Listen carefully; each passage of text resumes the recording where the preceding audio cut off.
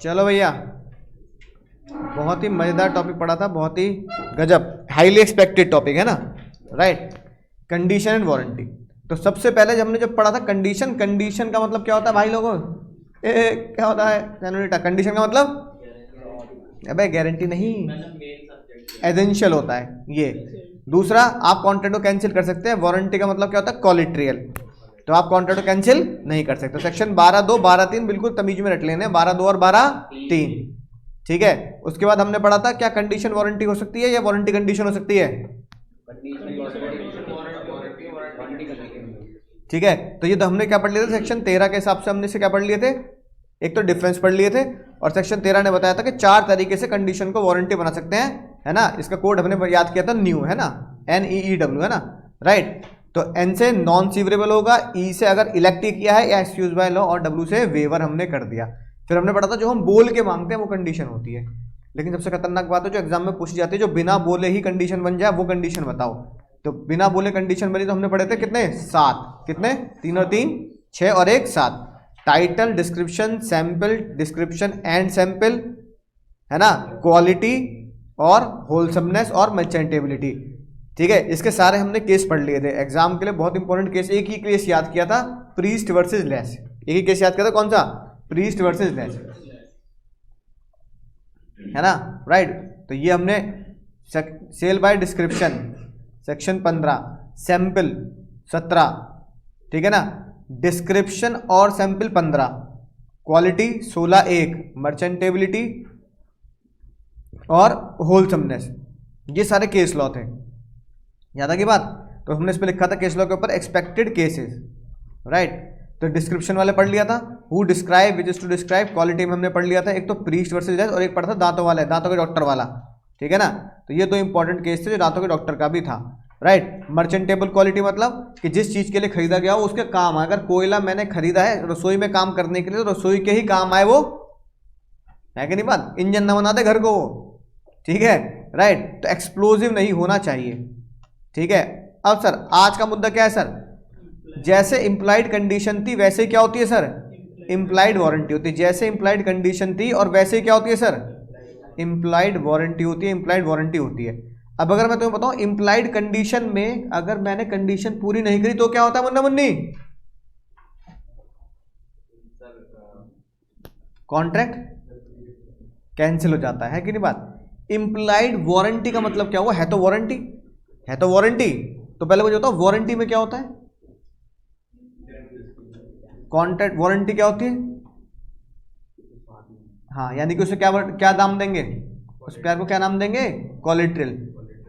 एक तो कोलेट्रियल चीज होती है, और डैमेजेस अगर अगर क्या कहते हैं इंप्लाइड वारंटी, वारंटी अगर पूरी ना हो तो कॉन्ट्रैक्ट का क्या होता है, कॉन्ट्रैक्ट कैंसिल होता है क्या, नहीं, सिर्फ क्या होता है, ओनली डैमेजेस आप क्लेम करेंगे। दो इंपॉर्टेंट बात थी, तो ये बात हमने पढ़ ली थी सेक्शन 12 सबसेक्शन 3 में। तो सेक्शन 12 सबसेक्शन 3 कह रहा है मैं तो वहीं का वहीं हूँ भाई, बस फर्क सिर्फ इतना है कि जब मैं बात करता हूँ वारंटी की, तो वारंटी 2 तरह की हो जाती है, एक तो बोलकर एक्सप्रेस और एक बिना बोले। तो बिना बोले वारंटी वो होगी जब मेरे को कुछ कहना नहीं पड़ेगा, लेकिन फिर भी मैं ये मान लूंगा कि कॉन्ट्रैक्ट क्या है सर हमारा, सेल्स एग्रीमेंट कॉन्ट्रैक्ट क्या है सर, हाँ, लेकिन आप उससे क्या ले सकते हैं, डैमेज। तो यानी शेरवानी नहीं बटन और समोसा नहीं तो चटनी वाले काम है आज, ठीक है ना। अब एक ऐसे डैमेजेस जिसका आप क्लेम करोगे बिना ही, है ना, बोले, ठीक है, जिसको बोलने की जरूरत है, तो भी सेलर आपको क्या देगा सर, डैमेजेस देगा, यानी कॉन्ट्रैक्ट के आपको डैमेजेस क्लेम करने का राइट मिलेगा। सबसे पहले ये इंप्लाइड वारंटी अनडिस्टर्ब पोजीशन, क्या मतलब सर, अनडिस्टर्ब। अच्छा बताओ पोजीशन मतलब क्या होता है, निकम्मो पहले बता चुका हूं, पोजीशन मतलब क्या होता है, नहीं, बहुत ही गलत बात, ओनरशिप बोलो, नहीं, पोजीशन का मतलब ओनरशिप नहीं होता, पोजीशन का मतलब होता है सिर्फ वो मेरे पास है उसे पोजीशन बोलते हैं, ठीक है, राइट। तो ओनर कोई और है लेकिन सामान मेरे पास है, तो बेलमेंट भी पोजीशन ही तो है ना। बेलमेंट क्या है, बेलमेंट भी क्या है, पोजीशन है। यानी चीज आपके पास है लेकिन आप उसके ओनर हो या नहीं हो ये इंपॉर्टेंट नहीं है। ओनर हो तो अच्छी बात है, ओनर ना हो तो भी कोई दिक्कत नहीं, आप उसको इस्तेमाल करते हैं, वही तो बेलमेंट है ना। यानी किसी भी चीज को क्या ले लेना, किराए पर ले लेना, तो वो भी क्या है, हाँ बेलमेंट होगी। ठीक है, राइट। मैंने ऐसे तुम्हें पढ़ाया था, कार हमने ले रखी है लेकिन वो है बैंक की। कौन सा केस था वो, कार हमारे पास है बैंक की, क्या था वो, क्या था निकम्मो, हाँ तो उसे क्या बोलते हैं, हायर परचेज। इसमें भी तो ये लिखा है, इसमें भी तो ये लिखा है भाई, तो पढ़ नहीं रहे के घर जाके, क्या क्या लिखा है कि लास्ट इंस्टॉलमेंट तक, है ना, सिर्फ आपके पास क्या होती है, पोजेशन होती है, ओनरशिप नहीं होती, सिर्फ क्या होती है, पोजेशन होती है। कि ओनरशिप कब जाएगी, लास्ट इंस्टॉलमेंट के बाद बैंक आपको गाड़ी का ओनर बना देगा, लेकिन जब तक बैंक की ओनर है, इस्तेमाल आप कर रहे हैं, तो मालिक बैंक के, इस्तेमाल आप कर रहे हैं, उसे बोलते हैं पोजेशन। या मालिक ही आप है और इस्तेमाल आप कर रहे हैं तो भी क्या बोलेंगे, पोजेशन। तो पोजेशन का ओनरशिप से कोई लेना देना नहीं है, पोजेशन का सिर्फ इतनी बात है कि सामान मेरे पास है भाई। तो अनडिस्टर्ब पोजेशन का मतलब क्या हुआ, यहाँ अनडिस्टर्ब पोजेशन का मतलब ये हुआ कि सबसे पहली वारंटी ये होती है कि जब भी आप कोई सामान खरीदते हैं तो इम्प्लाइड वारंटी है कि वो पोजेशन आपके पास होना चाहिए, उसका क्या होना चाहिए, सामान आपके पास होना चाहिए। सामान की ओनरशिप आज आ रही है कल आ रही है इसका कोई मतलब नहीं है भाई, है ना, राइट। मैंने अगर कार खरीदी तो पोजेशन तो मेरे पास होनी चाहिए। अब पोजेशन मेरे पास है लेकिन वो कार आएगी कब मेरे पास, नहीं पोजीशन तो है, आएगी कब, आखिरी इंस्टॉलमेंट के बाद, जब मैं सारी की सारी ईएमआई पे, तब आएगी मेरे पास क्या, एक्चुअल में ओनरशिप। पर पोजीशन तो है, कार तो मेरी मैं ही चला रहा हूँ, है कि नहीं बात। अब ये बताओ, तुमने इसी तरह का कॉन्ट्रैक्ट किया, तुम्हारे पास उसकी सामान आ गया और तुम्हारा उसका लोन चालू हो गया, ईएमआई चालू हो गया। अब तो लोग मोबाइल भी ईएमआई पे ले लेते हैं, है कि नहीं बात, राइट। लोन चालू हो गया, अब लोन चालू होने के बाद सेलर तुम्हारे घर आ गया, अरे भैया गलती हो गई, देवा देवा, ये भैया मोबाइल, ये सामान, ये कार गलती से तुम्हारे पास आ गई, ये बुकिंग किसी और की तुम्हारे पास आ गई, तुम्हारी कार में कल दे दूंगा या अगले हफ्ते ले लेना। अब लोचा है कि नहीं, बोलो क्या लोचा है, यहाँ तुम्हारी क्या शुरू हो गई, हाँ लोन शुरू हो गया। बैंक वाला कह रहा है भाई हमें इससे मतलब ना, हमें तो पैसे दे लोन के, है ना। यहाँ तुम्हारी ईएमआई शुरू हो गई, यहाँ तुम्हारा ब्याज जा रहा है, कार तुम्हारे पास है नहीं, तो किसी गलती है, बताओ गलती किसकी है, गाड़ी वाले की या बैंक की। ये हमारे ग्रह में कितने प्लैनेट है, 8 है ना। जो खो गया प्लैनेट वो ये वहां का आदमी है, हाँ धूप में सिंथेसिस बनाता, क्या बनाता भाई, मैंने पढ़ी नहीं, फोटो सिंथेसिस बना रहा बैठ, सुन नहीं रहा बात, अभी क्या बोल रहा है, समय की गलती है। ये दिल जले होते हैं जो ऐसी बातें करते हैं। ब्रेकअप हुआ होगा, सोचा होगा चल अब क्या करूं, चल यार सी का एग्जाम भर देता हूँ, है कि नहीं बात, दिल जलो वाली बात है, ठीक है, समय की गलती है। हमारा क्या है, खाली हाथ आए थे खाली हाथ जाएंगे, ठीक है, ऋतिक रोशन के गाने गाएंगे, है ना। अरे भाई मैं क्या पूछ रहा हूँ, तुम क्या जवाब दे रहे हो, एग्जाम में मत लिख के आई हो, किसी गलती, समय की गलती है कि मेरा ये अटेम्प्ट पड़ा। बताओ गलती किसकी, समय की नहीं है, गलती किसकी है, किसकी, बैंक वालों की। गलत जवाब, गलती किसकी है, गलती है तुम्हारी, जिसने तुम्हें गलत सामान दिया, है कि नहीं बात सुन में आ रही ना। अरे भाई ये बात बताओ, अगर क्या कहते हैं तुम फाउंडेशन पढ़ने आ रहे, तुम बैठा दिए इंटर क्लास में, अब तो तुम्हारी गलती मान लें, क्यों बैठा तू बैठता ही मत, तो तुम क्या बोलोगे, जब बुलाया हमें तो हम कहाँ बैठे फिर, है कि नहीं बात, ठीक है। तो गलती किसकी है भाई, सेलर की, सामान को देने वाले की। अब सेलर कह रहा है भाई तुम्हारी कार कल आएगी, परसों आएगी, तरसों आएगी, नरसों आएगी, नरसों के बाद सरसों तरसों जो भी बैठता है ना, तो कह रहा है नहीं आएगी, ठीक है, नहीं कार आएगी, नहीं आएगी तो फिर तुम कहाँ चले जाओगे, कंडीशन पे चले जाओगे, है कि नहीं बात, कार आएगी। अब ये है कि कार तुम्हारी 1 हफ्ते बाद आई, तो 1 हफ्ते का जो तुम लोन चुका रहे हो बैंक को, बैंक तो ब्याज मांग रहा है ना, लेकिन जिस चीज का मैं ईएमआई चुका रहा हूं वो सामान मेरे पास नहीं है, तो उस चीज के आप क्या ले सकते हो, कॉन्ट्रैक्ट कैंसिल नहीं करो, क्या ले लेना भाई, डैमेजेस ले लेना। तो कंपनी वाले, कार कंपनी वाले, चाहे वो मारुति वाले हो, हुंडई वाले हो, टाटा वाले, कोई भी कार कंपनी वाले या कोई भी सामान बेचने वाले आपकी पोजीशन को डिस्टर्ब कर देते हैं, और साथ में आपका क्या चला रहे हैं, लोन चला रहे हैं, ब्याज चल रहा है आपका अलग, है ना, राइट। तो ये बात बताओ, अगर कार वालों ने कह दिया भाई गलती तुम्हारी, ये वाली कार डिलीवर होगी, तुम्हारी नहीं है, क्या तुम्हारी कार अब आएगी 1 महीने बाद, तो 1 महीने का तुमने लोन ले लिया, है ना। अब बैंक कह रहा है भाई 15,000 की किस्त है तुम्हारी, तो भाई 15,000 रुपये में मान लो 2,000 रुपये 4,000 रुपये मेरा इंटरेस्ट है, तो इंटरेस्ट तो मेरी जेब से जा रहा है ना, उस चीज का इंटरेस्ट जा रहा है जो मेरे पास है नहीं। तो जज साहब ने बोला वो इंटरेस्ट कौन भरेगा? कार कंपनी वाले भरेंगे, क्योंकि उन्होंने आपकी पोजीशन को क्या किया है? डिस्टर्ब किया है। तो जज साहब ने कहा वारंटी है आपके डिस्टर्बेंस की, कि आपके पास जो सामान है वो डिस्टर्ब नहीं होना चाहिए, वो पोजीशन आपकी डिस्टर्ब नहीं होनी चाहिए, है कि नहीं बात? या तो वो ये कहते भाई एक हाथ दो एक हाथ लो, भाई मेरी कार ले आ और इसकी कार ले जा, तो बात सही है। ये नहीं हो सकता कि भाई मैं कल दे दूंगा परसों दे दूंगा। तो बायर का राइट है कि वो पोजीशन को क्या करेगा? इंजॉय करेगा, अगर उसने ईएमआई चालू कर दी, ठीक है, राइट। अगली बात जो बहुत ही सिंपल सी बात है, ये बताओ तुमने कभी ऑल आउट पी है? नहीं पिलाई मम्मी ने कभी? सूंघी है? रोज सूंघते हो, तभी नशे में रह रहे हो तुम, कोचिंग तक पहुंच ही ना पाते, है कि नहीं बात? कभी तुमने ये खाया है कछुआ छाप?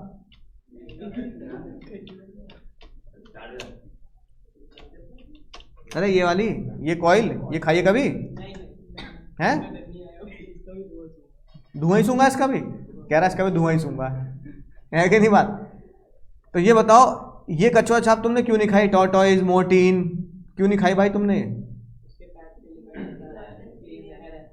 जहर है ये, मच्छर तो मरना रहे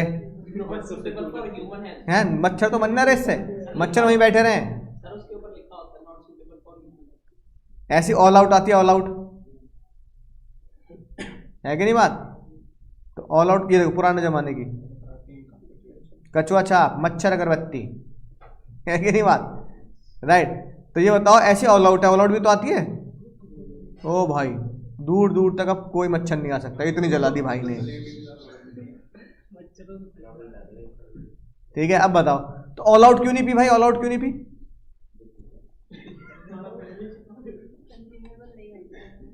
हैं? पक्का कारण तो होगा कोई ऑल आउट वगैरह ना पीने का, है?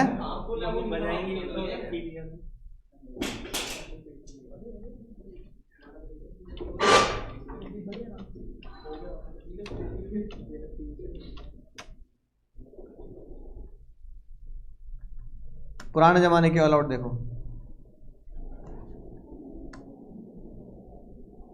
बदलने की झंझट से अब छुटकारा, नया ऑल आउट, एक शीशी लगाइए और 45 दिनों तक मच्छरों से जान छुड़ाइए।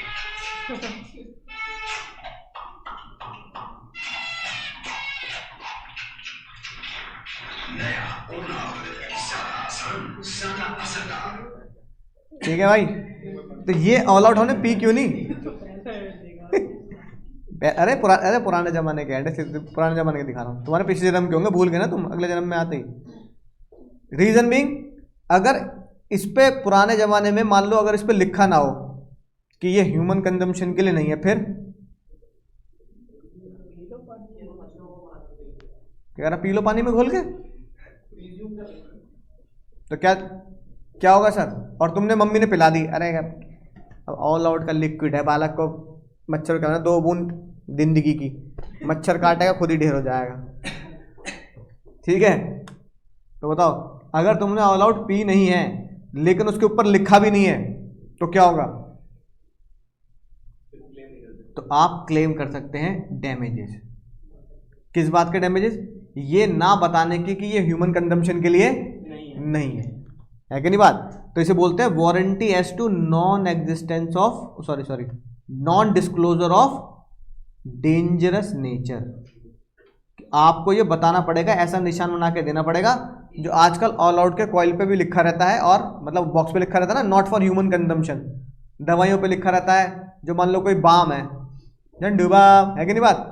तो उस पर लिखा रहता है खाने के लिए नहीं है कि भाई बच्चे का मुंह खोला रगड़ दिया मुंह में, ठीक है, सर पे रगड़ने का है पर मुंह के अंदर रगड़ने के लिए नहीं है कि नहीं बात? तो लिखा रहता है नॉट फॉर कंजम्पशन और only for outer use, keep away from direct sunlight, दवाइयों पे लिखा रहता है कि नहीं बात? Right. Please consult before taking the medicine, doctor से पूछें आप। तो ये डेंजर नेचर अगर आपने नहीं लिखा है तो फिर आप क्या करेंगे सर? आप वारंटी क्लेम करेंगे अगर आपको कोई भी दिक्कत हुई है, ठीक है। और भैया अगली बात, एनकम्ब्रेंस का मतलब बहुत सिंपल, बहुत ही ज्यादा सिंपल। एनकम्ब्रेंस का मतलब क्या होता है बताओ? गिरवी, है ना, लीगल वर्ड में लिखेंगे। एनकम्ब्रेंस का मतलब क्या होता है? कॉपी में लिखो लीगल वर्ड में।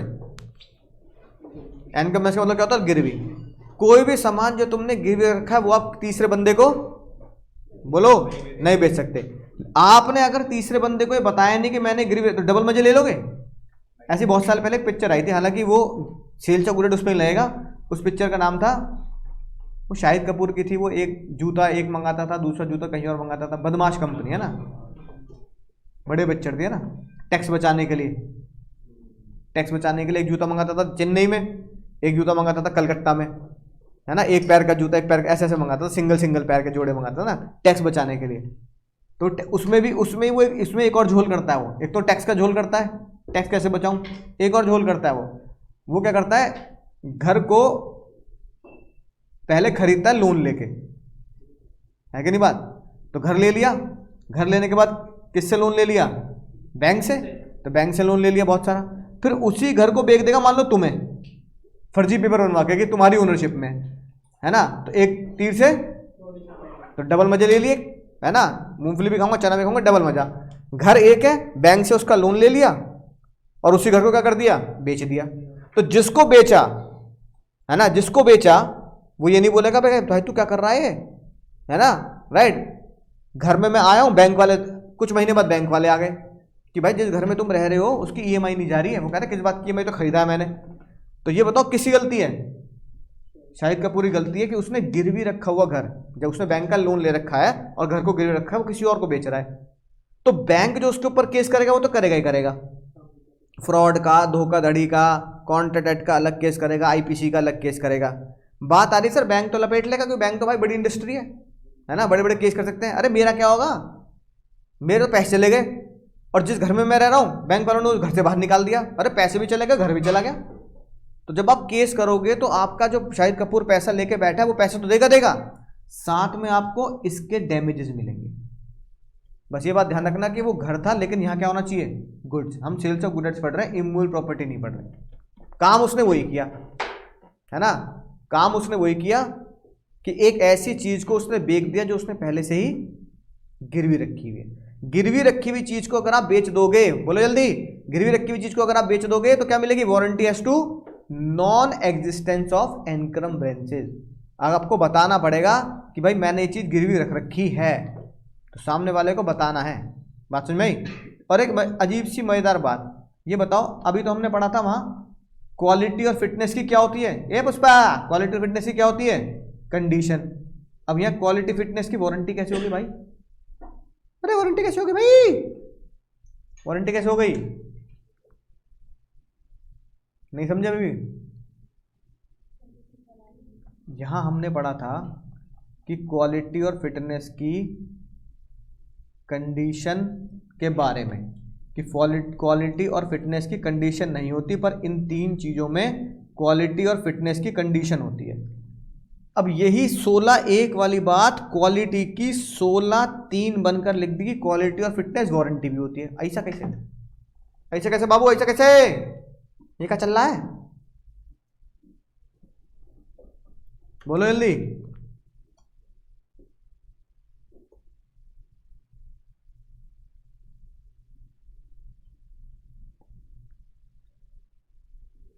बोलो भाई।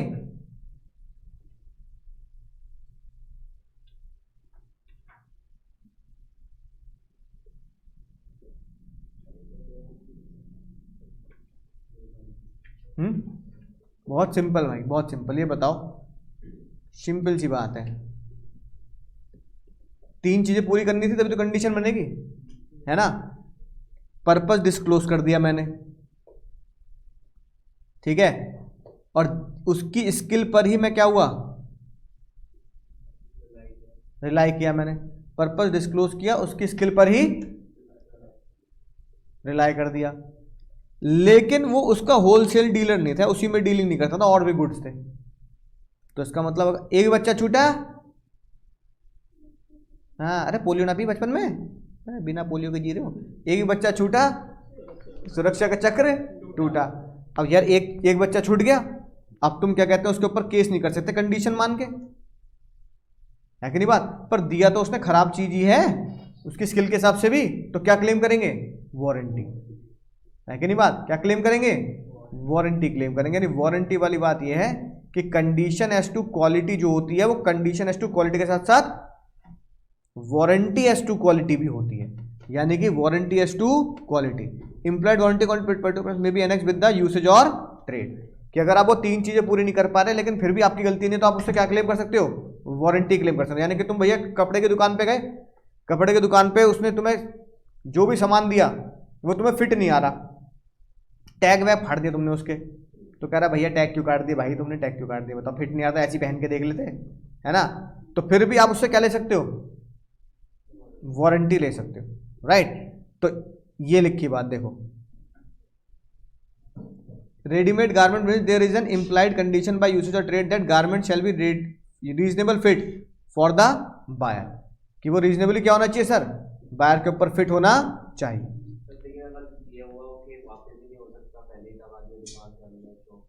मतलब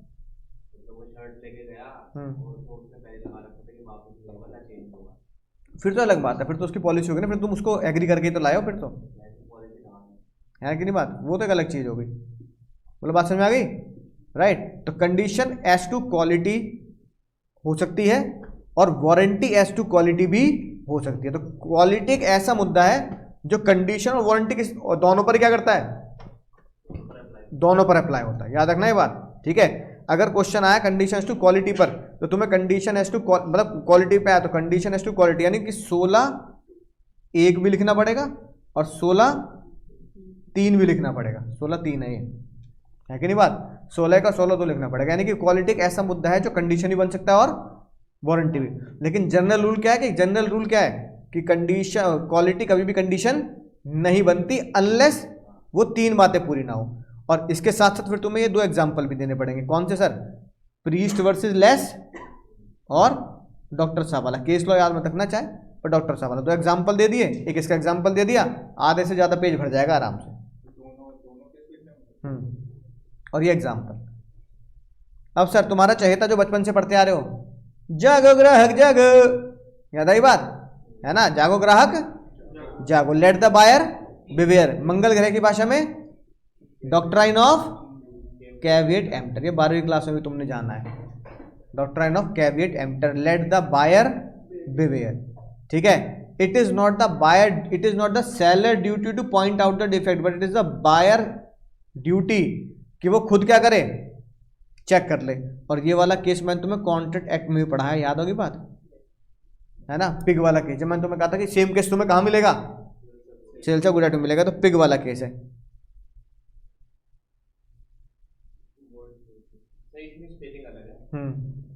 WTD या WTS आएगा शायद, है ना,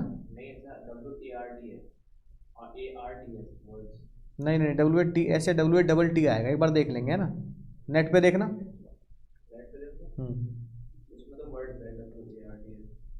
तो उसे पता लग जाएगा। देखो बायर, याद आई बात, जब बायर भैया बायर गया एक ऐसी मंडी पर जहां पर पिग बिका करते थे विद ऑल फॉल्ट, सबसे डेंजर बात है ये, कैसे बिकते थे, विद ऑल फॉल्ट। तो बायर क्या थर्मोमीटर लेके घूमेगा, बोलो हाँ, बायर थर्मोमीटर लेके घूमेगा। जब WATD WARD Ward versus Hobbs, है ना, तो इसको अपडेट कर लेंगे, WARD कर लेंगे ना, राइट।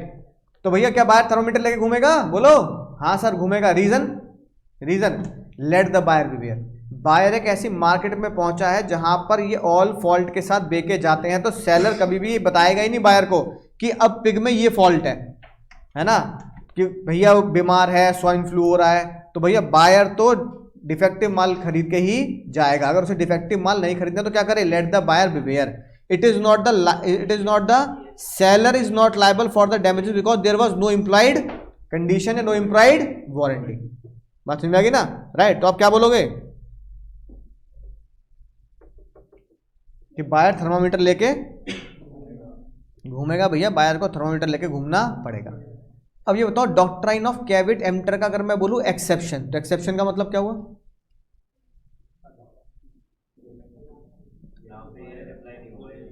क्या मतलब, हाँ तो कौन जीतेगा, अबे सेलर तो यहाँ, अबे पागल हो निकम्मो, सेलर तो यहाँ भी जीतेगा, तो यहाँ कौन जीतेगा? बायर। तो एक्सेप्शन का मतलब क्या हुआ? हाँ, यानी एक्सेप्शन का मतलब हुआ डॉक्ट्राइन ऑफ कैविएट एम्प्टर का अपवाद, यानी डॉक्ट्राइन ऑफ कैविएट एम्प्टर का रिवर्सल। तो कैविएट एम्प्टर क्या बोलता है? लेट द बायर बिवेयर, कि बायर ही बिवेयर है, बायर को ही क्या करना पड़ेगा सर? बायर को देखना पड़ेगा, सब कुछ बायर की जिम्मेदारी होगी। इसका एक्सेप्शन मतलब बायर को कुछ देखने की जरूरत नहीं है, बायर को कुछ भी देखने की जरूरत नहीं है, अब सेलर की जिम्मेदारी। अब एक बात देखो, खुद सोचो, priest versus less, priest versus less में बायर जीतेगा या सेलर जीतेगा? क्यों? क्यों मुन्ना, क्यों? क्योंकि उसने तीनों बातें पूरी कर दी, तीनों बातें पूरी कर दी, तीनों बातें पूरी कर दी, तो जज साहब ने किसी उसकी कंडीशन मान ली, और उसको कंडीशन मान ली तीनों बातें पूरी करके, तो सेलर को हारना पड़ेगा और अंकल जी जीत गए। सेलर हारेगा और अंकल जी, याद आई बात?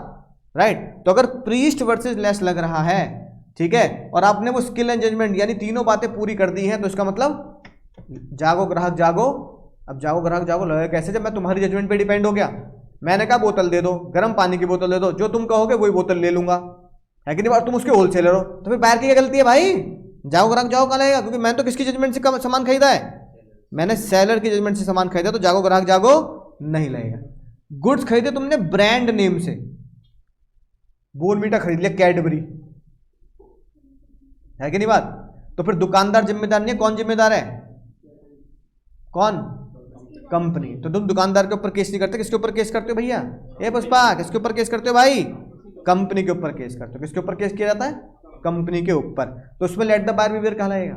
जागो ग्राहक जागो तो जब लगेगा ना जब मुझे जागने का मौका मिले। ब्रांड कभी भी जागने का मौका, बूस्ट का डब्बा खोल के खा के लेके आते हो, मजा ना आया रख ले बोर्नवीटा चका, तो फिर बोर्नवीटा खा के लेके आते हो, मजा ना आया अब तो पावर वीटा दे, है कि नहीं बात? राइट। तो बताओ सारे के सारे चख लोगे क्या? अगर सारे के सारी चीजें चख लोगे तो फिर क्या? हाँ, फिर वो बिकेगा कैसे? क्योंकि सारे के सारे पैकेट तुमने खोल दिए। तो लेट द बायर बिवेयर नहीं हो सकता अगर आप ब्रांडेड चीज खरीदते हो, क्योंकि ब्रांडेड चीज हमेशा पैकेट फॉर्म में आती है, स्पेशली गुड्स के केस में। उसे और पेरिशेबल और ईटेबल चीज को तो आप चीजों को खा खा कर नहीं देख सकते, तो लेट द बायर बिवेयर नहीं है। अगली बात जो तो हम पहले से पढ़ते आए हैं, अगर सेलर जानबूझ के कोई डिफेक्ट को छुपाता है, एक्टिव कंसीलमेंट, ये हमने कॉन्ट्रैक्ट एक्ट में पढ़ा, जो नॉट डिस्कवरेबल है बायर को नॉर्मल एग्जामिनेशन से, तो फिर जाओ ग्राहक जाओ क्या करेगा? है कि नहीं बात? फिर तो जाओ ग्राहक जाओ का एक्सेप्शन बना। अगला, टीवी से देख रहे हो आप डिस्क्रिप्शन, तो टीवी से जो देख रहा हूं तो जाओ ग्राहक जाओ क्या करेगा? मशीन तो टीवी में चला के दिखा रहा है वो जूसर की, है कि नहीं बात? सैंपल, अगर भाई सैंपल तुम खा के आए हो तो तुम मेन प्रोडक्ट थोड़ी खोलोगे, क्योंकि तुम तो क्या बोल रहे हो, सैंपल से वो क्या करेगा सर? मैच करेगा। सैंपल से वो क्या करेगा? मैच करेगा, है कि नहीं बात? ऐसी सर सैंपल डिस्क्रिप्शन दोनों से। अगला, ये सारी चीजें पढ़ चुके हैं, यानी जो हमारी इंप्लाइड कंडीशन थी वो सारी एक्सेप्शन है जागो ग्राहक जागो की। मर्चेंटेबल क्वालिटी समझ आए ना? पेन आया चल नहीं रहा, है कि नहीं बात? राइट। तो भैया जाओ ग्राहक जाओ क्या करेगा? तुम तो क्या किया वहां पर? पेन का पूरा पैकेट खरीद लिया। अगला, ट्रेड यूसेज। क्या सर? Trade usage. जर्नली हम क्या करते हैं? 16(3) यानी वारंटी एज टू क्वालिटी, है ना? राइट। तो कैविएट एम्प्टर एप्लीकेबल नहीं होगा अगर यूसेज और ट्रेड के हिसाब से आपको क्या मिलता है, उसका सामान बेचा जाता है। जैसे नॉर्मली कोई बंदा अपने नाम से कोई भी सामान बेच रहा है, और जनरली वो सामान ऐसे नॉर्मली बेचता है, जैसे खुले सामान नहीं होता, खुली चीनी, खुली दाल, है ना? अब तो खैर पैकेट में आता है, कई बार देखो ना अभी लोग खुला सामान बेचते हैं। तो ट्रेडर और यूज के हिसाब से आप जाओ ग्राहक जागो नहीं लगा सकते। अब जैसे समोसा, समोसे के अंदर क्या भर रहा है वो, है ना? राइट। पर आलू निकले कचालू, तो बस तुम्हारी गलती। हाँ, सारे समोसे खोल खोल के थोड़ी देखोगे भाई, ठीक है? चाउमीन लाए घर पे, पलटी, कॉकरोच निकलने लाल लाल, है ना? तो भाई इसमें जाओ ग्राहक जाओ इसमें क्या कर लेगा? ठीक है ना? प्रोटीन मिल रहा साथ में, जो कॉकरोच वाला कह रहा है खा लेना, बेयर ग्रिल्स नहीं खाता, है कि नहीं बात? राइट। तो इसका मतलब ये थोड़ी कि तुम क्या करोगे, सामान खा लोगे। तो यूसेज और ट्रेड में जनरली कोई सामान डेली बेचता हो, है ना, तो उसमें आप जाओ ग्राहक जागो नहीं लगाते। नॉर्मली खुला सामान या समोसा ऐसी चीजें आप खोल खोल कर नहीं देखते। बात समझ आ गई ना? ये इसके एग्जाम्पल आप यहां से सॉरी एक्सेप्शन आप यहां से लिख सकते हैं। क्वेश्चन आएगा, डायरेक्ट आएगा, section 16, what is the mean by doctrine of caveat emptor, what are the exception to it. तो सीधा सीधा आपको 7-8 एक्सेप्शन लिखने पड़ेंगे, हैं? हाँ क्या?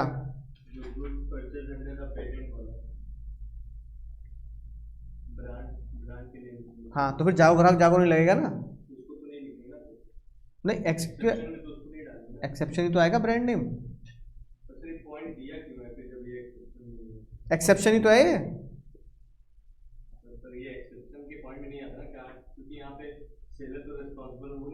नहीं सेलर कौन हो रहा है? मैन्युफैक्चरर, मैन्युफैक्चरर भी तो बेच रहा है। तो आप डायरेक्ट सेलर को ना करके किस पे केस करोगे?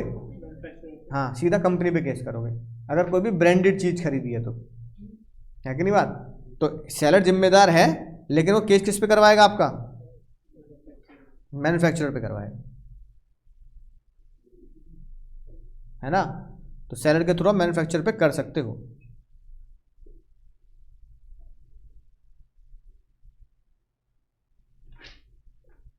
बोले तो समझ में आ गई? अब सर अगला मुद्दा आता है ट्रांसफर ऑफ, है ना? अब ये बताओ ओनरशिप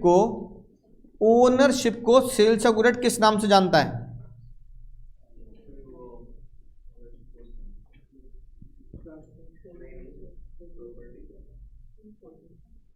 अरे सेक्शन 4(1) क्या था? What is ownership as per the sales of good act, है ना? प्रॉपर्टी इन गुड्स, तो वो तो लिखा ownership means property in goods, ownership means property in goods. तो ओनरशिप का मतलब होता है कि प्रॉपर्टी, है ना, गुड्स के ओनरशिप, यानी कि प्रॉपर्टी को क्या बोलते हो सर? ओनरशिप। अभी बताओ ओनरशिप का पोजीशन से लेना देना होता है नहीं होता? बोलो, ओनरशिप का पोजीशन से कोई लेना देना नहीं। ओनर तो बैंक है, हायर परचेज केस में ओनर कौन है? बैंक है, और पोजीशन किसके पास है? तुम्हारे पास। तो जज साहब ने कहा भाई ओनरशिप का पोजीशन से कोई लेना देना नहीं है, पोजीशन एक अलग मुद्दा है और ओनरशिप एक अलग मुद्दा है। फॉर एग्जाम्पल प्रिंसिपल ने अपने गुड्स दिए एजेंट को, एजेंट के पास क्या है? पोजीशन, और ओनरशिप किसके पास है? तो agent is not the ownership of the goods, agent के पास ओनरशिप, यानी principal is the owner, agent is only have the position. बात समझ में आई? तो ओनरशिप का पोजीशन से कोई लेना देना नहीं, और पोजीशन का ओनरशिप से कोई लेना देना नहीं। इसलिए भाई हम ये बात जानते हैं, अब पहचानते हैं सेक्शन 19 के हिसाब से कि भाई ये बताओ फिर ओनरशिप कब जाती है ना? अगर मैं तुमसे सवाल पूछूं कि ओनरशिप ट्रांसफर कब होती है? जब गुड्स तुम्हारे घर पे आ गया, बोलो हाँ या ना? जब गुड्स तुम्हारे घर पे आ गया तब ओनरशिप आ जाएगी?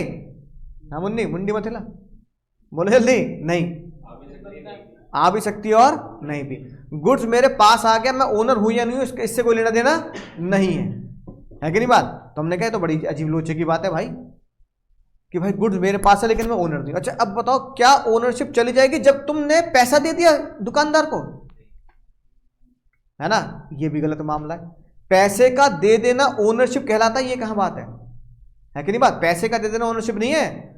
पैसे तो तुम हर बार क्या कर रहे हो? ईएमआई भी दे रहे हो, पर पैसा थोड़ा देना पूरा देने से ओनरशिप को लेने देना नहीं।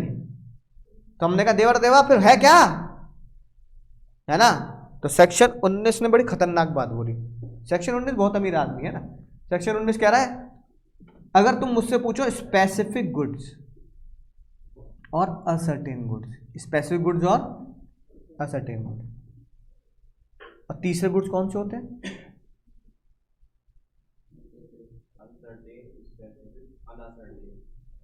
हाँ अनसर्टेन की बोलना फिर, असर्टेन पहले कौन से आते हैं? अनसर्टेन, फिर असर्टेन, और फिर स्पेसिफिक। तो यहां दो की बात चल रही है, स्पेसिफिक और असर्टेन। अनसर्टेन की भी बात नहीं चल रही। तो भाई सेक्शन 19 बड़ा खतरनाक सेक्शन 19 कह रहा है कि अनसर्टेन और असर्टेन और स्पेसिफिक गुड्स की ओनरशिप कब पास होगी? जब हमारी मर्जी होगी, जब हमारी मर्जी होगी। माई लाइफ माई रूल्स, है कि नहीं बात? जब मेरी मर्जी होगी तब। When party intend to pass the ownership, जब पार्टी ओनरशिप पास करना चाहेगी तब ही ओनरशिप ट्रांसफर की जाएगी। तो ये कोई बात है भाई कहने वाली,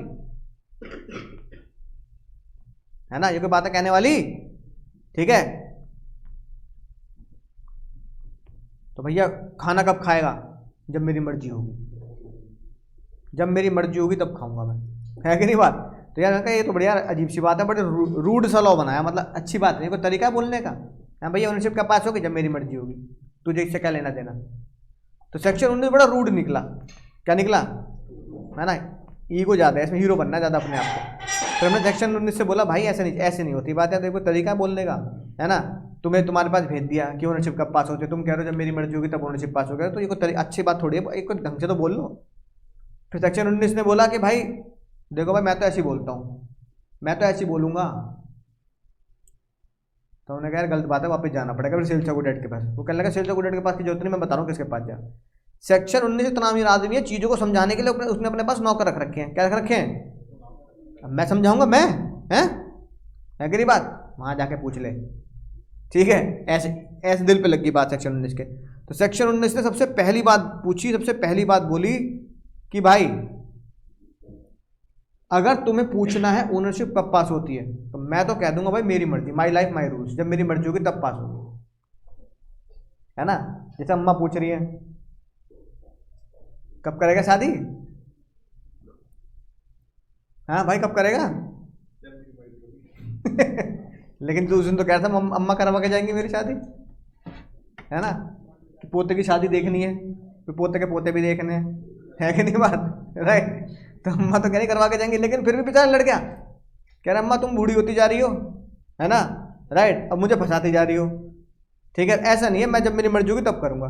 लेकिन भाई ये थोड़ा रूड सवाल हो, तेरी मर्जी कब होगी, मतलब तेरी मर्जी 50 साल में होगी तो बुढ़ापे में करेगा, है, अब मैं क्या जिंदगी रहूंगी बुढ़ापे तक तेरे 50 साल तक।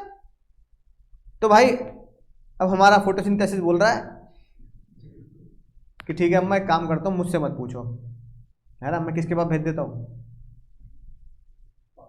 एक्स के पास। अरे पापा क्या करेंगे, एक्स के पास भेज देता हूँ सीधा।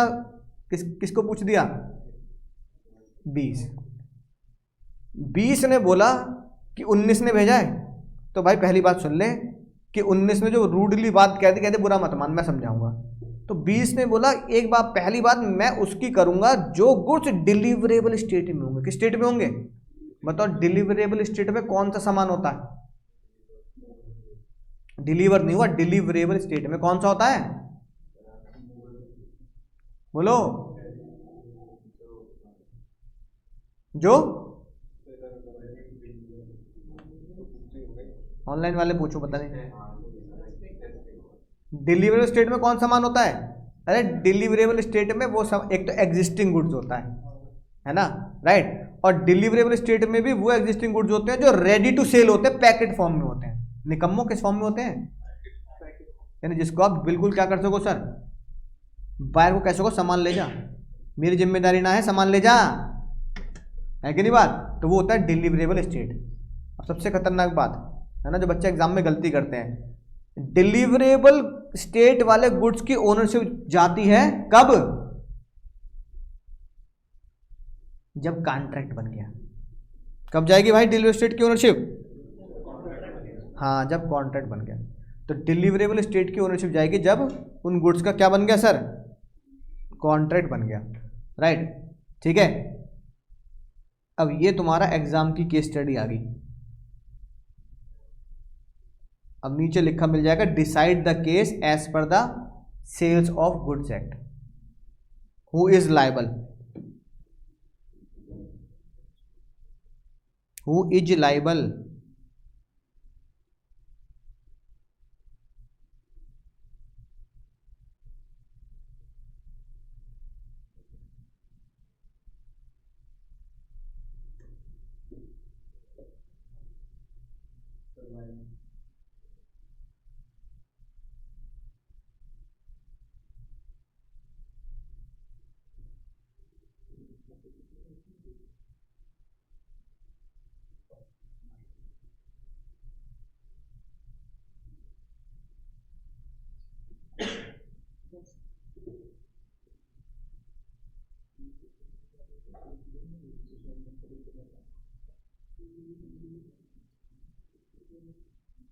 बोलो कौन लायबल होगा? एक्स या वाई? कोई नहीं होना चाहिए, ऊपर वाला लायबल है। फिर ऊपर वाला लायबल उन्होंने पैदा क्यों किया मुझे यहाँ?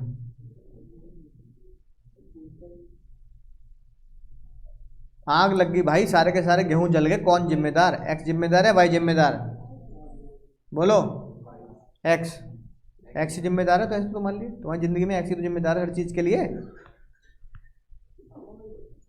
वो भी तो एक्स ही कह रही है एक्स जिम्मेदार, तुम भी एक्स ही कह रहे हो भाई, ये भी एक्स ही कह रही है, वो भी कह रहा होगा एक्स जिम्मेदार, तुम भी तो किसी के एक्स हो। कौन जिम्मेदार है? एक्स जिम्मेदार कह रहे हो सब नालायक हो। क्या लिखा है यहाँ? क्यों जिम्मेदार है? क्यों जिम्मेदार है भाई? मुद्दा गोडाउन में किसके पड़ा ये मैटर नहीं करता, मुद्दा ये है कि भैया मालिक कौन है, मालिक कौन है। तो जो मालिक, जो मैंने पहले भी बताया, जिसकी लाठी उसकी भैंस, जिसकी ओनरशिप, अंडे वाला एग्जांपल याद आया? भैया अंडे तुम्हारे हाथ में दे दिए, फूट गए तुम्हारे हाथ में, चूजे निकल गए, तो चूजे तुम्हारे हैं अब, समझ आई ना बात? ठीक है, चूजे मुर्गी सब तुम्हारे, दुकानदार नहीं कह सकता क्योंकि ओनरशिप तुम हो, है ना। यहां बताओ ओनरशिप किसकी है? बोलो। ये लिखा एक्स बॉट, लेकिन बॉट से कैसे मतलब ट्रांसफर हो गया? कॉन्ट्रैक्ट हो गया ना, हम ये मानते कॉन्ट्रैक्ट हो गया। वीट है ना 1,00,000 kg पर agree to pay the price of first day of the next month, ठीक है। X is liable to pay the price because the ownership of wheat has been transfer X to Y on making the contract. तो जब ये bot word है तो हमें ये मानना पड़ता है कि भैया कॉन्ट्रैक्ट हुआ होगा।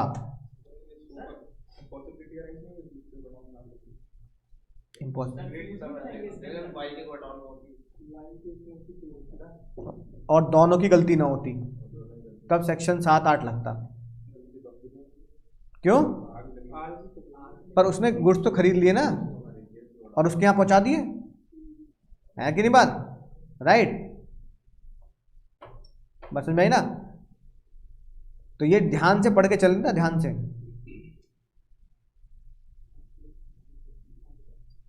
वहां पर कॉन्ट्रैक्ट होने से पहले गुड डिस्ट्रॉय थे, जो सेक्शन 7-8 बोल रहे हो तुम, वहां कॉन्ट्रैक्ट होने से पहले गुड डिस्ट्रॉयड है।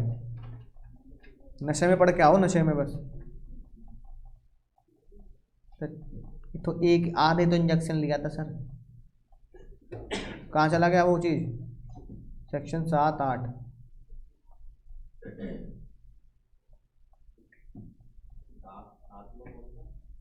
ये रहा सेक्शन 7, स्पेसिफिक गुड डैमेजेस। ये क्या लिखा है निकम्मो? फिर पढ़ तो लो पूरा। और सेलर और बायर दोनों को ही नहीं पता। यहां तो वो बॉट कर चुका है, कॉन्ट्रैक्ट हो चुका है। और 8 में तो एग्रीमेंट टू सेल है, और एग्रीमेंट टू सेल, सेल बनने से पहले गुड डिस्ट्रॉय हो गए थे। ठीक है, अगला। फिर भाई हमने पूछा अगर गुड्स जो है डिलीवरेबल स्टेट में ना हो तो? गुड्स डिलीवरेबल स्टेट में है तो हमने 20 पढ़ लिया। गुड्स अगर डिलीवरेबल स्टेट में नहीं है, डिलीवरेबल स्टेट में नहीं है, अब क्या होगा रे बाबू? अब क्या होगा? तो बताओ ओनरशिप कब जाएगी? अब बताओ कैसे, कौन से गुड्स होते हैं जो डिलीवरेबल स्टेट में नहीं होते? बोलो, जो डिलीवरेबल स्टेट में नहीं होते क्या होते हैं? ऐसे गुड्स होते हैं भाई, होते हैं, बहुत ही आसान होते हैं, इतनी दूर मत जाओ, है ना। लोहा, सरिया, पंखा, ये सब चीजें मत जाओ, बहुत सिंपल भाई। जो खाने पीने की चीज बन के तैयार होती है, छोले भटूरे। अब छोले भटूरे क्या करोगे तुम? लेके आओगे तो क्या कहते हैं, कल के थोड़ी ले आओगे, चल कल वाला दे दे 50% डिस्काउंट पे, है कि नहीं बात? राइट, तुमने कहा भाई 1 प्लेट छोले भटूरे बना दे तो वो बनेंगे, लेकिन वो डिलीवरी स्टेट में। अब ये बताओ छोले भटूरे वाला भटूरे निकालना है उछाल उछाल के, तुमने पर्ची कटवा ली पहली, टोकन लेते ना, टोकन दे दिया, तुम्हारे भटूरे उछालना है, फ्लाइंग भटूरे वाला वो आते नहीं यूट्यूब पे ऐसे, है ना, फ्लाइंग भटूरे वाला, और क्या कहते हैं फ्लाइंग डोसे वाला, ऐसे करके।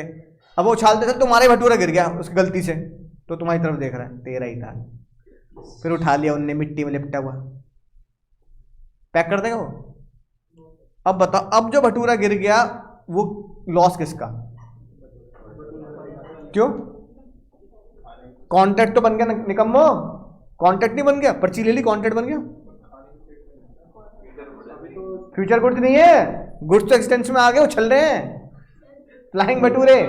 हाँ जादू कहाँ ख्यालों पे खोया हुआ है ये बेचारा, दूसरी दुनिया में चला जाता है इतना गम गम में। ब्रेकअप पार्टी के जमाने में मैंने पढ़ा दिया ब्रेकअप पार्टी, बेचारे गम में। गुड्स किसके हैं? सेलर के हाथ में है, लेकिन पर्ची तुमने कटवा दी। बोलो, डिलीवरेबल स्टेट में की बात नहीं कर रहा मैं, कह रहा हूं कॉन्ट्रैक्ट बन गया, पर्ची कट गई, टोकन कट गया। अब ओनर कौन? जिसकी, मैं तो पूछ रहा हूं जिसकी लाठी उसकी भैंस, जिस जो ओनरशिप उसी का रिस्क। तो अब तो बताओ भटूरा जो गिर गया वो किसका?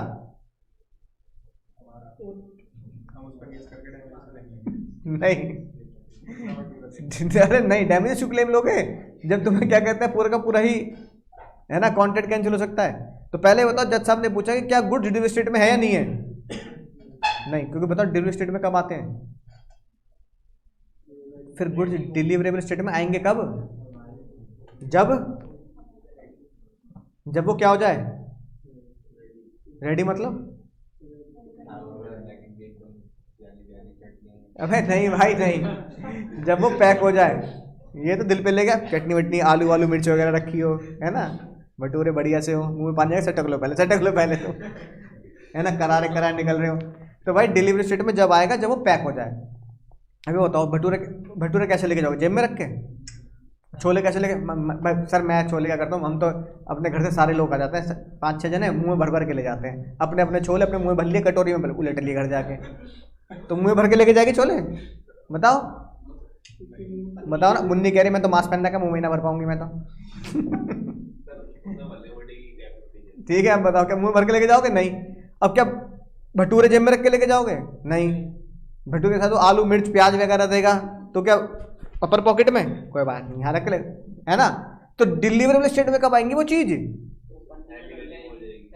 जब वो प्रॉपर पैकिंग के अंदर आ जाएगी। तो जब तक प्रॉपर पैकिंग के अंदर नहीं आ जाए, जब तक ओनरशिप बोलो नहीं जाती। तो सेक्शन धारा गुड्स डिलीवरेबल स्टेट में नहीं है तो उसकी ओनरशिप जाती जब वो डिलीवरेबल स्टेट में, बोलो डिलीवरेबल स्टेट में आ जाएगा। जल्दी पढ़ेंगे सर।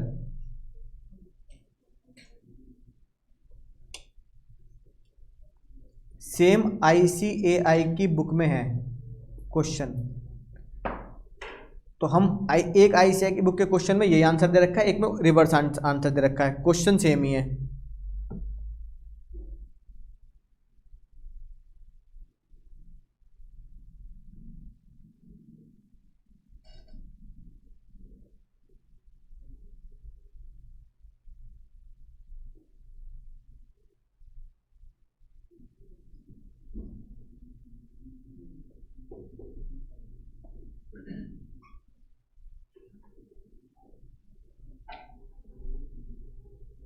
कौन जिम्मेदार होगा?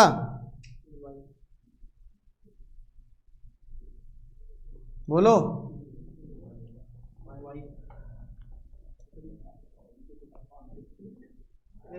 X is liable to pay the price for the wheat which was put in the bag because ownership in the goods has been passed when buyer put the wheat in the bag and buyer has notice thereof। तो ये तुम्हारा ICAI में भी और ये तुम्हारे exam में भी कई बार आ चुका है, क्वेश्चन सेम। इसका केस भी मैंने लिख के दिया इसे।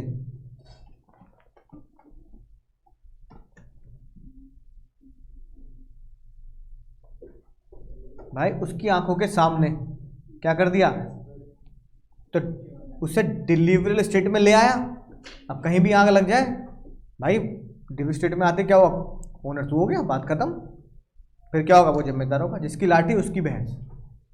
या तो कॉन्ट्रैक्ट से पहले, एग्रीमेंट से पहले आग लग जाए तो सेक्शन 7 लग जाएगा, लेकिन जैसे ही सेक्शन 20 से 21 लग गया तो फिर सेक्शन 7 भूल जाओ, है ना। फिर क्या लगेगा सर, 20 और 21 के हिसाब से एक्स जिम्मेदार होगा, क्योंकि उसकी आंखों के सामने क्या हो चुके हैं, गुड्स पैक हो चुके हैं। या तो उसकी आंखों के सामने हो जाए, या फिर उसने अगर अपना एजेंट भेज दिया, है ना, तो एक्स का अगर एजेंट भी गया हुआ है दुकान पे तो एक्स के एजेंट की आंखों के सामने भी हो जाए तो भी एक्स जिम्मेदार है। बात समझ में आ गई? ठीक है। और भैया 19 हो गया, 20 हो गया, 21 हो गया। अब तुम एक दुकान पे पहुंचे, दुकान से तुमने सामान खरीदा पर दुकान वाला तुम्हें दे नहीं रहा। अभी दुकान वाला शाहरुख खान, अंजलि कुछ कुछ होता है, मैं भी गुड्स के साथ कुछ कुछ करना चाहता हूँ, है कि नहीं बात? तो बेचारा गुड्स के साथ कुछ कुछ करना चाहता है। क्या करे गुड्स के साथ? उसे तोलना चाहता है, उसे पैक करना चाहता है ना? तुम्हारे हिसाब से तुम्हारी तसल्ली के लिए, है ना, तुम्हारी आंखों के सामने वो सब काम करना चाहता है। ठीक है, राइट, ताकि तुम बाद में ना कह दो कि भाई तूने 50 ग्राम मिठाई कम दे दी, है ना, तूने पैकिंग बढ़िया नहीं करी, तूने 2 पीस कम डाल दिए, तूने डब्बे का वेट भी लगा दिया मिठाई के साथ साथ। तो बताओ ओनरशिप कब कब कब पास होगी गुड्स की? जब सेलर वो कुछ कुछ अंजलि कुछ कुछ कर लेगा, है ना? जज साहब ने कहा जब शाहरुख खान कुछ कुछ कर ले भाई, तभी क्या मानेंगे? Ownership seller has to done कुछ कुछ। तो ओनरशिप कब जाएगी? जब वो कुछ कुछ कर लेगा। ठीक है, राइट। और कुछ कुछ में क्या आता है भाई? वजन करना, पैकिंग करना। ठीक है ना, राइट। तो X is not liable to pay the price because ownership goods has not been passed, क्योंकि अभी उसने वो काम या वो वजन या वो नापतोल या पैकिंग नहीं। 19 अलग है। 19 तो भाई राजा है, राजा, लोग रखे उन्हें बताने के लिए, है ना? 19 है बिल्कुल एटीट्यूड वाला हीरो तुम्हारी तरह। तो 19 कह रहा मेरी मर्जी होगी तब ओनरशिप होगी, बाकी बात करनी तो 20, 21, 22 से जाके बात कर ले। ठीक है, तो 20, 21, 22 से ये केस स्टडी तुम्हारे एग्जाम में देखने के लिए मिलेगी सर। मुद्दे की बात ये, इस बार एग्जाम में ये आया। मजेदार बात यह है कि इस बार एग्जाम में ये आया। अभी जो लास्ट अटेम्प्ट है, लास्ट अटेम्प्ट में ये क्वेश्चन आया। तो बहुत ही सिंपल डायरेक्ट क्वेश्चन आया। What are the rules of transfer the unascertained goods? कौन से गुड्स? कौन से गुड्स? अनअसर्टेन। बालक झूल रहे, ऐसे कोई बात भी है? ऐसे को हमने पढ़ा भी था? ऐसे कोई ये क्या पूछ रहा भाई तू? क्योंकि उसे लगता है बच्चों वाली बात, टुच्ची बात है, क्या करूंगा पढ़ के। मैं कह रहा हूं यहां से पढ़ो मत। मान लिया मैं तुम्हारे एग्जाम में तुम्हें सेक्शन भी याद नहीं है, तुम्हें अनअसर्टेन गुड्स का लॉ याद है जो पढ़ा था? नजर के सामने गाओ।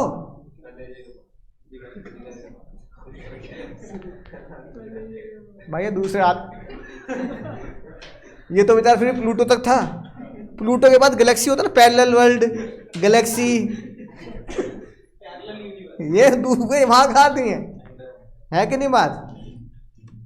कुमार सानू आ जाएंगे और जो जिसने गाया, जिसने लिखा है ना, वो बेचारा लिखने वाला भी आ जाएगा।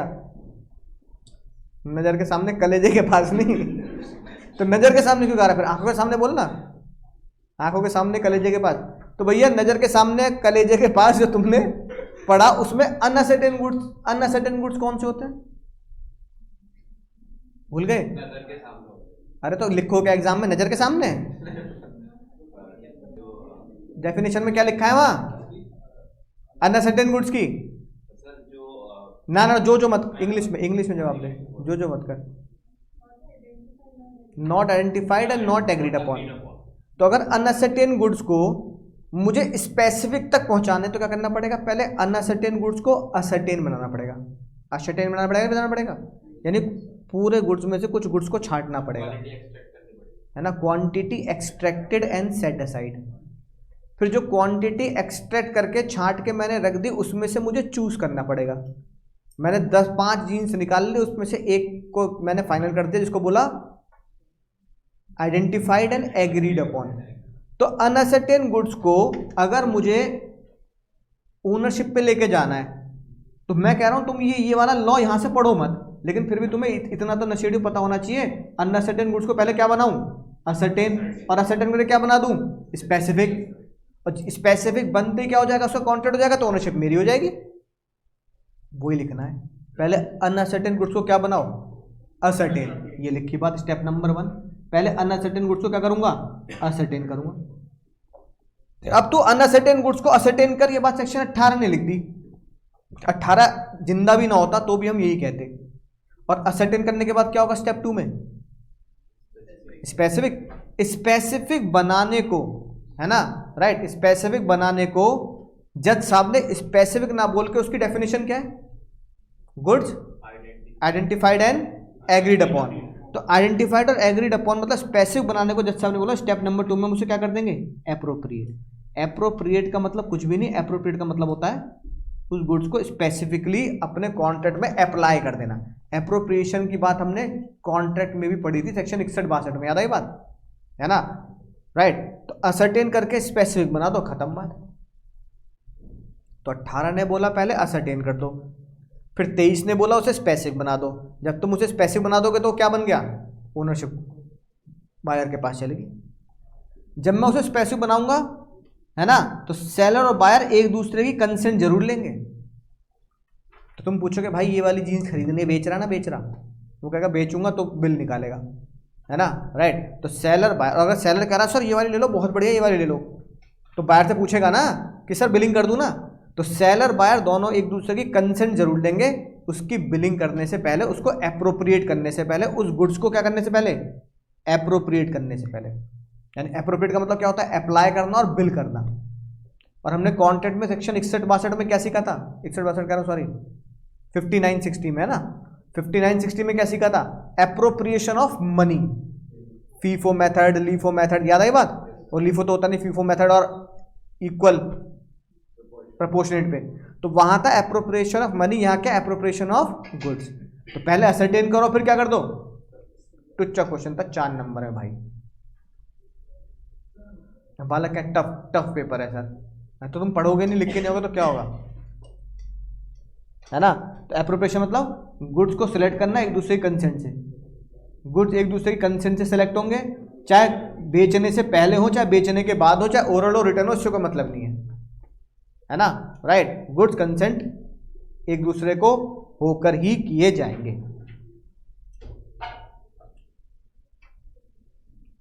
केस बताओ ये वाला, सॉल्यूशन।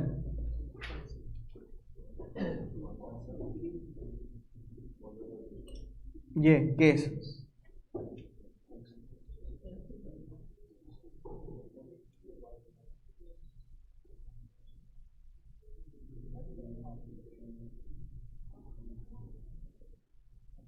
मुरमुरों की कसम है तुम्हें।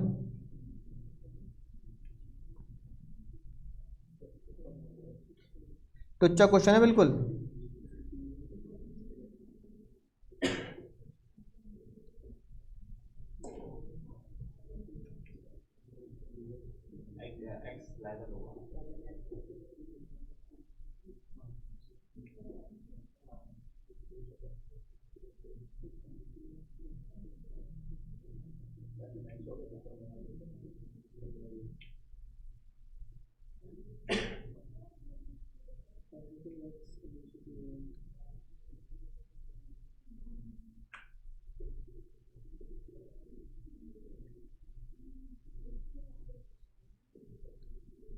क्या लगता है? पहले मैक्स और पढ़ना जरा, बोलो। शिम्पिल सही पहचाना, पहले मैक्स और दूसरे में वाई। बुलाती है मगर जाने का नहीं, है ना। अगला कॉन्सेप्ट, अरे अरे मत करो, एक तो आते नहीं क्लास में, जिस दिन आओ तो उस दिन अरे अरे कर रहे हो।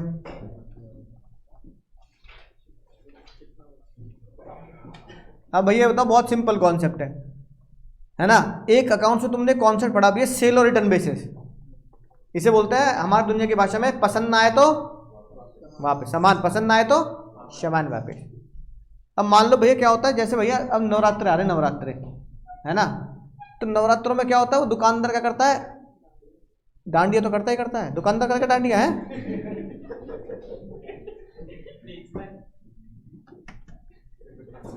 इनने पार कर दिया, करे इनने गैलेक्सी पार कर दी भाई ने। सूरज के पीछे जो है ना, ये वहां चला गया। दुकानदार एक सामान लेके आता है, जिसे वो तुम्हारी मम्मी को बोलता है बहन जी सामान ले जाओ, घर पे बनाने की जरूरत नहीं है। मम्मी क्या बनाएंगी? व्रत का सामान बनाएंगी, वो चिप्स मूंगफली, अरे इसे बोलता है व्रत का हार, क्या बोलता है, आता ना, लड्डू आ जाएंगे चौलाई के, है ना। फिर वो कुछ वो आलू के पापड़ टाइप, चिप्स के टाइप आते हैं, उसमें लिखा भी होता है कि व्रत के लिए सेंधा नमक का ही है ना, बस में ना वो सब चीजें। तो उसको बोलते वो ये व्रत वाले चिप्स, क्या बोलते हैं? व्रत वाले चिप्स ही बोलते हैं वो, है ना, कि वो सेंधा नमक में बने होते हैं, ठीक है ना, राइट। वैसे डॉक्टर ये कहते हैं कि जैसे हम तो नवरात्र के टाइम पे ही खाते हैं, साल के 14-15 दिन सेंधा, लेकिन डॉक्टर कहते हैं कि सेंधा नमक ही खाना चाहिए अगर किसी के घर में बीपी की प्रॉब्लम है ना। सेंधा नमक मतलब इंग्लिश में पिंक सॉल्ट, एक होता है ब्लैक सॉल्ट, एक होता है पिंक सॉल्ट, और एक हम नॉर्मल यूज करते हैं टाटा वाला, है ना। तो सेंधा नमक खाना चाहिए, उससे बीपी की प्रॉब्लम नहीं होती, कम होती है। तो हमें डॉक्टर ने बताया, तो हम कई सालों से सेंधा नमक ही खा रहे हैं, तो मेरे मम्मी पापा को बीपी की प्रॉब्लम है नहीं, तो नॉर्मल नमक या, है ना, या सेंधा नमक खाना चाहिए। तो सेंधा नमक थोड़ा महंगा आता है, लेकिन वो सेहत के लिए, है ना, अच्छा होता है। तो वो एक्चुअली क्या होता है, वो जब हम व्रत के टाइम करते हैं तो वो कुछ दिन क्या होता है, साल के कुछ दिन क्या हो जाता है, सेंधा नमक का प्रयोग करते हैं, तो वो बॉडी को थोड़े बहुत पूर्ति कर देता है।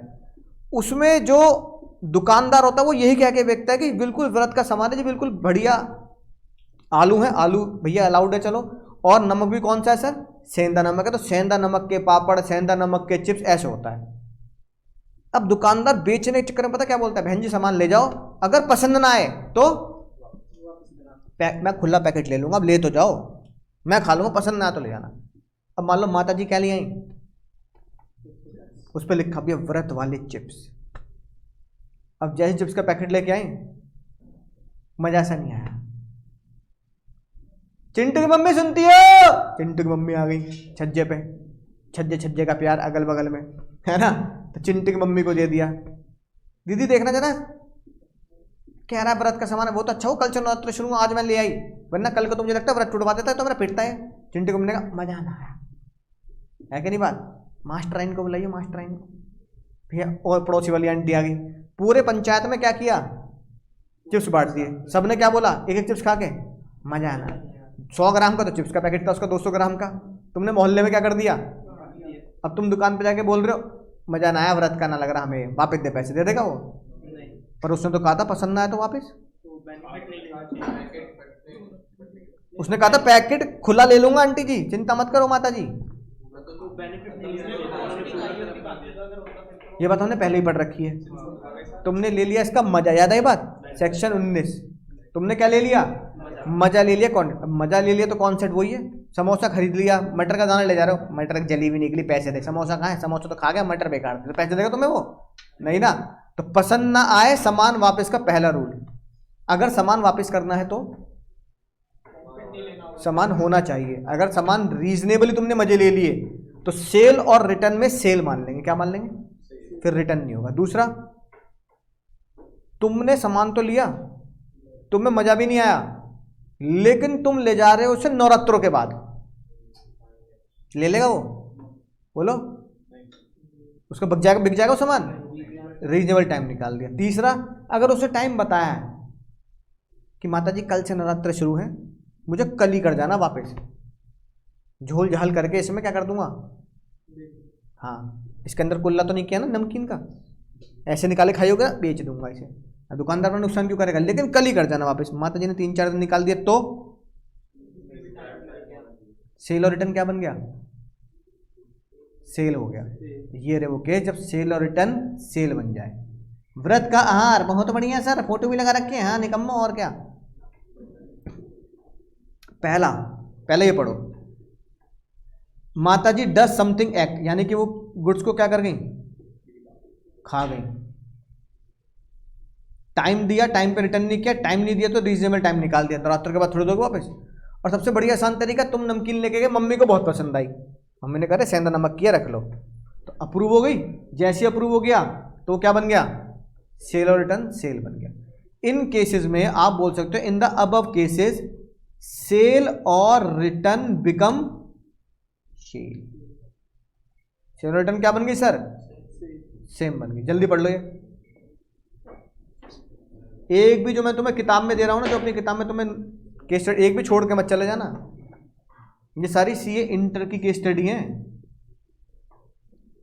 जब सेल चौकुटेट इंटर में हुआ करता था, कोई सी भी टपक सकती है, कभी भी केस स्टडी टपक सकती है।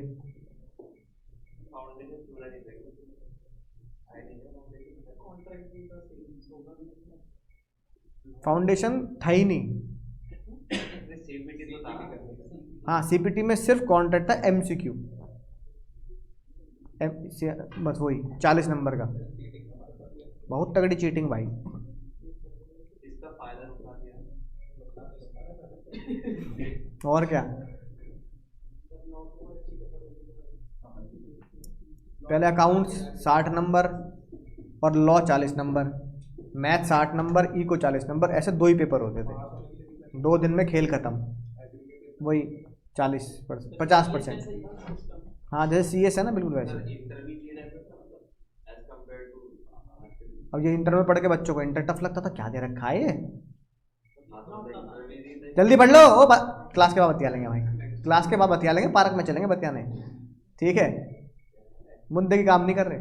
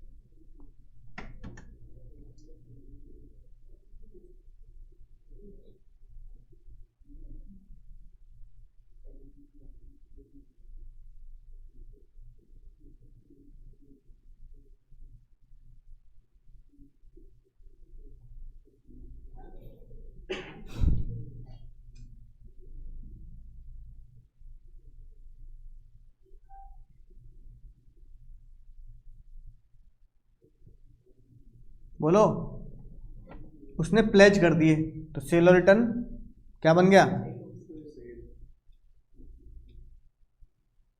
ठीक है। अगला, X make it clear that goods are remain his property until paid for, before Y paid the price, he pledge the jewellery with that, pledge was not valid as ownership has not been, है ना, तो आगे कैसे है ना। अगला, if Y neither accept not reject the 1 month after the month, ये after month, burglary मतलब होता है चोरी, X can sue Y for the price of the jewellery because reasonable time to reject is expired, reasonable time निकाल दिया भाई, अब तो भैया मेरी कोई जिम्मेदारी नहीं है, रीजनेबल टाइम तक ही मैं उसको वापस लेता, समझ गए बंदा, राइट। सर ये अकेला, इसको बोलते हैं नमक, लागर लागा इश्क नमक का, हाँ तो क्या हुआ, 2 भी बजेंगे ना, 2 भी बजेंगे, और ठीक है, नमक का दे रहा हूं, नमक का, नमक की फंकी लेनी है भाई तुझे आज, ठीक है। सर आप नमक क्यों कह रहा हूं मैं इसे, मैं इस सेक्शन को नमक इसलिए कह रहा हूं कि प्रैक्टिकली कोई भी सेक्शन रियल लाइफ का दुकानदार इस्तेमाल करे ना करे, एक अनपढ़ दुकानदार भी जिसने सेल चॉकलेट का भी पढ़ाई ना हो, वो जाने अनजाने 25 उसका पक्का साथी है ना, 25 उसका पक्का साथी है, वो उसका इस्तेमाल करेगा ही करेगा, है ना। हाँ पता है क्यों, सेक्शन 25 सेलर को एक पावर देता है ना, सेक्शन 25 क्या देता है कि ओनरशिप, जान चली जाए चाहे, गुड्स की ओनरशिप किसको ना जाए, बायर को ना जाए, क्योंकि भाई अगर ओनरशिप बायर को चली गई और फिर लॉस हो गया तो कौन झेलेगा, बायर झेलेगा, है ना। और अगर ओनरशिप बायर को नहीं गई और लॉस नहीं हुआ तो जब तक चाहे सामान कौन वापस मंगा सकता है, सेलर। तो सेलर ये कहता है भाई ओनरशिप में अपने पास रखूंगा, है ना, लॉस होगा तो मैं झेल लूंगा, कम से कम पैसे तो नहीं मरेंगे। और खुद सोचो, एक सेलर जब सामान बेचता है तो ये सोच के बेचता है कि चूहे खा जाएंगे इसे, ट्रेन में सामान ला दिया तो ट्रेन पटरी से उतर जाएगी, नहीं ना। तो 99.9999% लॉस होने के चांसेस नहीं होते, क्योंकि सेलर उसको तमीज से तहजीब से पैक करके भेजता है। सेलर अगर ये चाहता है, बताओ कब सेलर चाहेगा कि ओनरशिप कुछ भी हो जाए बायर के पास ना जाए, कब तक, जब तक पैसा ना आए। तो सेक्शन 25 ये बोलता है कि सेलर के पास एक राइट है कि सेलर अपने पास ओनरशिप रख सकता है जब तक बायर फाइनल पेमेंट ना दे दे। बोलो, बात समझ में आई? बोलो भैया, है ना? तो ये लिखी बात, seller, if seller wish to keep the ownership, seller चाहता है कि मैं ओनरशिप अपने पास रखूं जब तक कि बायर क्या ना दे दे, पेमेंट ना दे दे। तो सेक्शन 25 का इस्तेमाल करके सेलर ओनरशिप अपने पास रख सकता है। फॉर एग्जाम्पल देखो ये लिखी बात, एक्स ने फर्नीचर सेंड किया और ट्रक वाले को बोल दिया कि जब तक फर्नीचर मत दियो जब तक कि पेमेंट ना आ जाए। तो बताओ प्रॉपर्टी, यानी कि प्रॉपर्टी मतलब ओनरशिप कब पास होगी? तो सेलर ने ये क्लॉज पहले से डाल दिया। तो सेलर को ये पावर दी गई कि भाई तू बस बायर को बता दियो या ट्रक वाले को बता दियो कि जब तक पेमेंट ना दे जब तक तेरी ओनरशिप नहीं रहेगी। तो सेलर ने क्लॉज कहां डाल दिया? उसमें डाल दिया, है ना? बोलो, ये लिखी बात, if the specific condition is not satisfy, payment वाली, अगर पेमेंट की कंडीशन पूरी नहीं हुई तो बताओ गुड्स किसका रहेगा? सेलर का, बायर का? क्योंकि सेलर ने 25 का इस्तेमाल किया है। सेलर कॉन्ट्रैक्ट कैंसिल कर सकता है विद द बायर और सेलर उसे रीसेल कर सकता है ना? सबसे खतरनाक बात ये, ओनरशिप सेलर की ही रहेगी चाहे गुड्स क्या हो जाएं, बायर के पास पहुंच जाए। क्योंकि सेलर ने क्या बोला, जब तक तू मुझे पेमेंट नहीं देगा तब तक मैं तेरी ओनरशिप नहीं मानूंगा। बात समझ आ गई ना? तो सेक्शन 25 वो नमक की तरह है कि एक अनपढ़ सेलर भी क्या करता है सर, क्या करता है? इसका इस्तेमाल करता है। अब अगली बात आती है, हम ओनरशिप मान लेंगे, प्रिज्यूम, हम ओनरशिप मान लेंगे किसकी है? सेलर की है। इट इज प्रिज्यूम कि ओनरशिप सेलर की ही रहेगी। पहला, अगर उसने सामान ट्रक से या ट्रेन से भेजा, किससे भेजा? और ट्रक का बिल और रेलवे का बिल, जिसे बोलते हैं रेलवे रिसिप्ट, क्या बोलते हैं? और ट्रक से अगर सामान जाता है उसे बोलते हैं बिल ऑफ लेडिंग, क्या बोलते हैं? Bill of lending. अगर उसने किसके नाम पे बनवाई हो? अपने। बस, रेलवे की बिलिंग और ट्रक की बिलिंग या शिप की बिलिंग उसने अपने नाम से कर ली तो जज ये मान के बैठता है, कानून ये मानता है कि ओनर सेलर है। जिसके नाम पे रेलवे रिसिप्ट वही मालिक, जिसके नाम पे रेलवे रिसिप्ट वही मालिक, ठीक है? या और दूसरी बात, जिसको कहने की जरूरत नहीं है, ना कॉन्ट्रैक्ट में लिखने की जरूरत, ये जब साथ में सेलर क्या भेज रहा है तुम्हें? बिल ऑफ एक्सचेंज, क्या भेज रहा है? बीआर भेज रहा है। तो बायर उसे क्या करेगा? बोलो, मैं बीआर भी भूल गए, एक्सेप्ट। तो बस सेलर ने साथ में गुड्स के bill of exchange, BR, bill receivable चिपका दिया। तो इसका मतलब क्या है कि जब तक बायर बिल रिसीवेबल को एक्सेप्ट नहीं करता तब तक वो गुड्स किसका है? सेलर का। तो जज ने कहा दो केस में तो तुझे लिखने की जरूरत नहीं है ना? कौन कौन से केस में? एक तो जब तू बिल बना रहा है, रेलवे रिसिप्ट, और दूसरे किस केस में? जब तू बिल्स ऑफ एक्सचेंज भेज रहा है। इन दोनों केस में बिना लिखे हम मानेंगे ओनर तू ही है। एक केस में तू लिख दियो क्या? पेमेंट।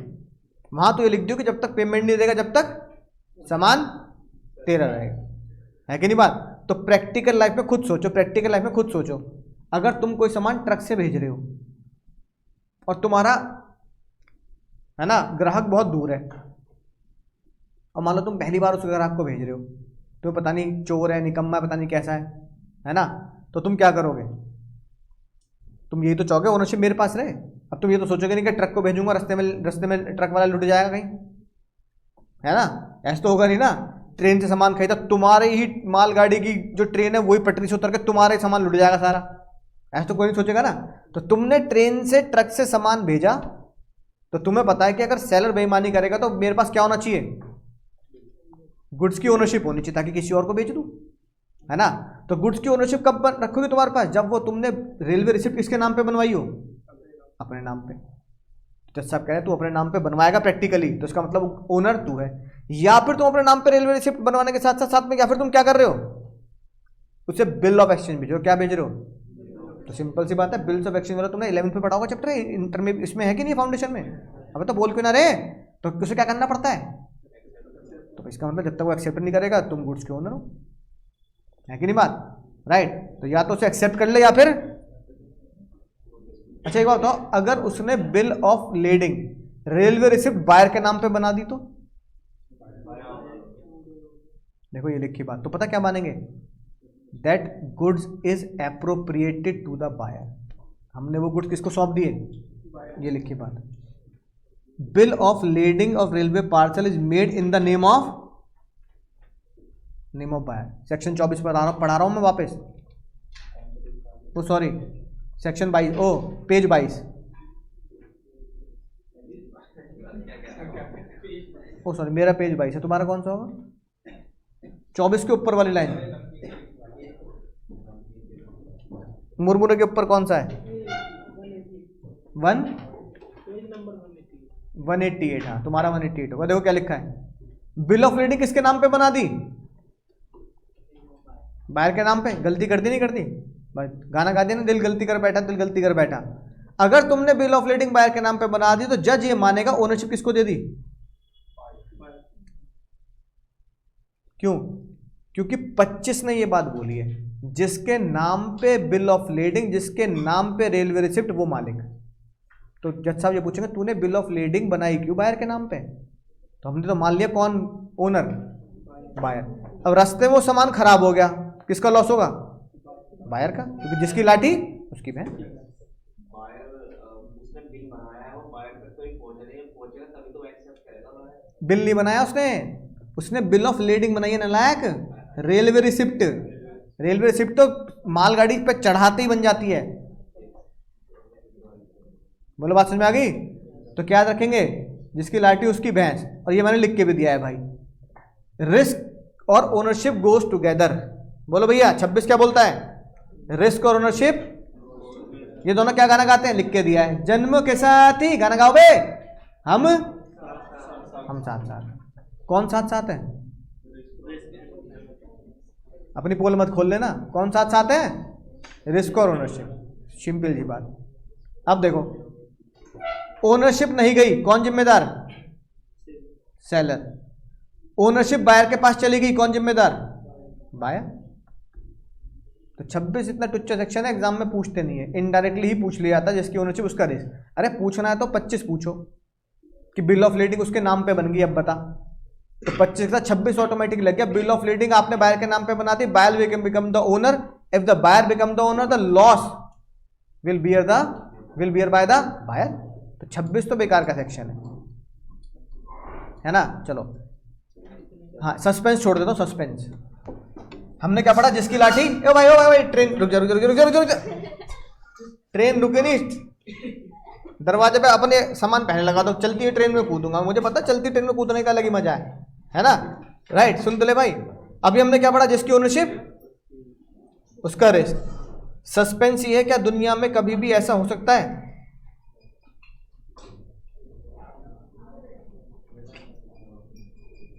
ये दिल मेरा धड़कन, यही तो बोला था उसको, फिर चांटा भी खाया था, कर रहा हूं फिल्मी डायलॉग, दिल मेरा धड़कन तेरी, दिल मेरा धड़कन तेरी। अब ये बताओ, दिल मेरा धड़कन तेरी मतलब ओनरशिप मेरी, रिस्क तेरा, ना पोजीशन कुछ नहीं, ओनरशिप मेरी रिस्क तेरा। 26 तो मना करता है, 26 कहता है ऐसा नहीं होता भाई, ओनरशिप मेरी रिस्क तेरा। 26 तो कहता है जिसकी ओनरशिप, क्योंकि हम साथ साथ है गाना गाया, जिसकी लाठी। तो अगली क्लास में हम पढ़ेंगे कब ऐसा हो सकता है कि ओनरशिप मेरी और रिस्क, बोलो समझ गए सर, मजा आया सर, चलो tata bye bye, take care.